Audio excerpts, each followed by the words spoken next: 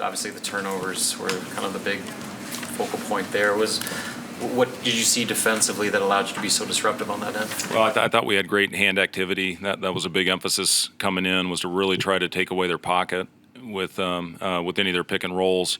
And I thought we did a really good job of it. They got off to a good start. I thought they were a little too comfortable early in the game, but we turned that around once we started getting deflections. That got us out in transition. That got K-State loose a little bit. But that's a very talented team over there that was at the top of our league. So a really good complete win for us. I've used the word consistency with our group. Talked about that from the day we got back from the break. And I thought tonight was about as consistent as we've been for 40 minutes. And we played a complete game and shared the ball. Had 8 turnovers, which is certainly a step in the right direction after the last couple games. And I thought we had good movement on the offensive end and got the ball to the right guy. It was great to see Casey get it going. I love that his family was in the building. It's a special thing, being away from his family for as long as he has the last few years. And, for them to witness this event, I told him they need to find a place over here. He seems to be pretty damn good when they're in the building. And then Rink's parents were able to be here as well. And, the thing you got to understand about Rink, he had his procedure done the day after the Kansas State game, and he's really had a day and a half of practice.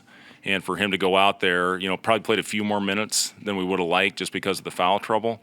And the communication that we had with the medical staff, he did not have a limit on his minutes per se, but we wanted to try to, get him in and out as much as possible. I got him out of there early. That was by design. And then with the foul trouble in the first half, we had to have him on the floor. He just does so many things for us with his versatility on both ends.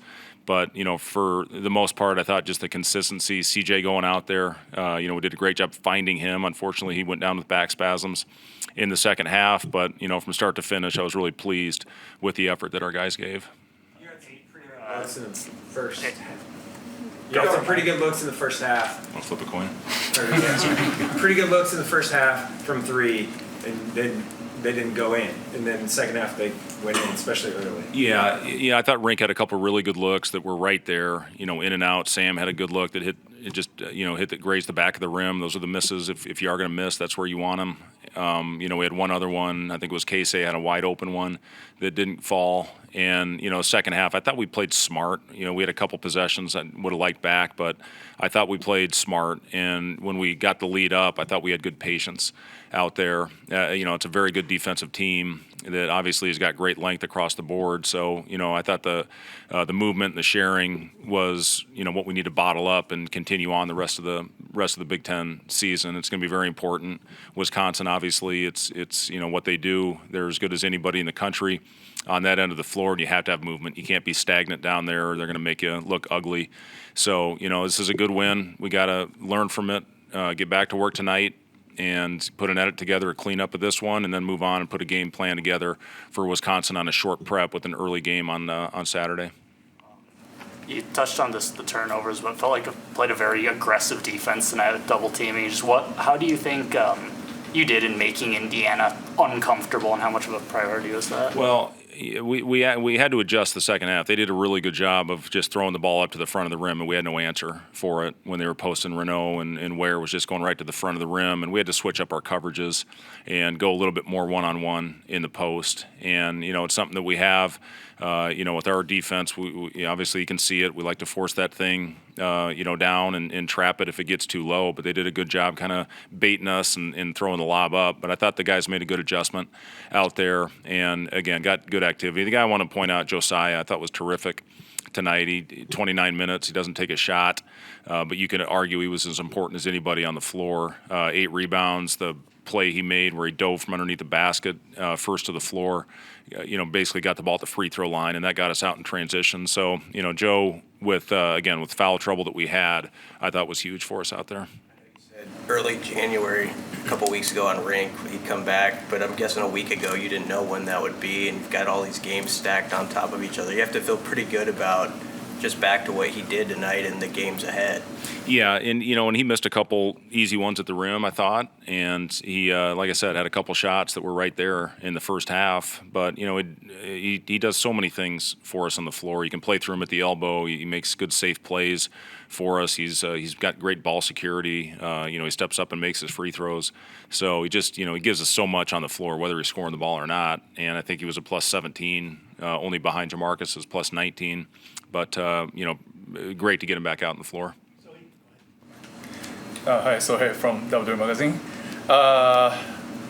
You told me that NBA from the feedback of NBA workout is Casey has to learn playmake, but it's difficult to balance. You need bucket more than playmaking. You said, but today he did it, and I'm wondering, do you think is it possible to be a scorer to get the next level? Yeah, I mean, like I said, the thing that Casey does so well is his ability to space the floor. And, when he's open, I think everybody's in the building is shocked when the ball doesn't go in the basket. So, that's what our world of basketball is turning into with analytics, is guys that can space the floor and make shots. There's so many great playmakers that can get into the paint. And when you have a guy like Casey spacing the floor, that's going to, the gravity that he provides is going to force the defender closer and either open up a play to the rim or get an open shot. So, those teams at that level and at the highest level of basketball now, when you have as many shooters as you can on the floor, those are the teams that are always in it at the end. So Casey's ability to shoot the ball, I thought he made some nice floaters today, hit a couple mid-range shots, and did a good job getting to the basket a couple times. So he's just, again, he's got the ability to score it so well with his ability to shoot, and that's what's so attractive all in basketball all around the world now, is when you have get as many of those guys as possible. CJ done for you lately, and what have you seen from him in the last 3 games that's enabled him to play? Yeah, CJ's been unbelievable for us. And, you look back at that North Dakota game, we were in trouble. And CJ was the one guy that was making shots for us in that first half that kept us really in striking distance. And you see him go out there tonight. Without CJ, we don't have a, whatever it was, 9 or 10 point lead at halftime. He's one of those guys right now that's shooting the ball with a lot of confidence.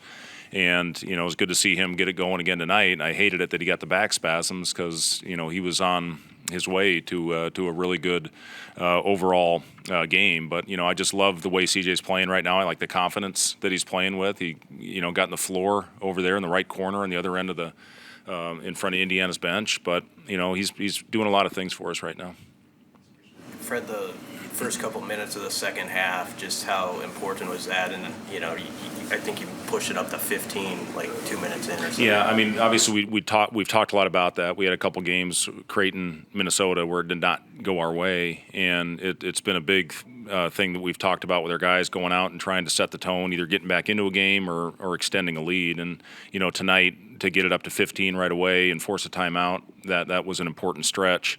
You hate to go out there and, they score the first 3 buckets, and now you call a timeout, and they get confident, and, they get a little swagger going, and now you're fighting uphill. But, I was proud of our guys for coming out of the locker room and really played good, aggressive basketball in that second half and really for the entire 20 minutes. Thanks, guys.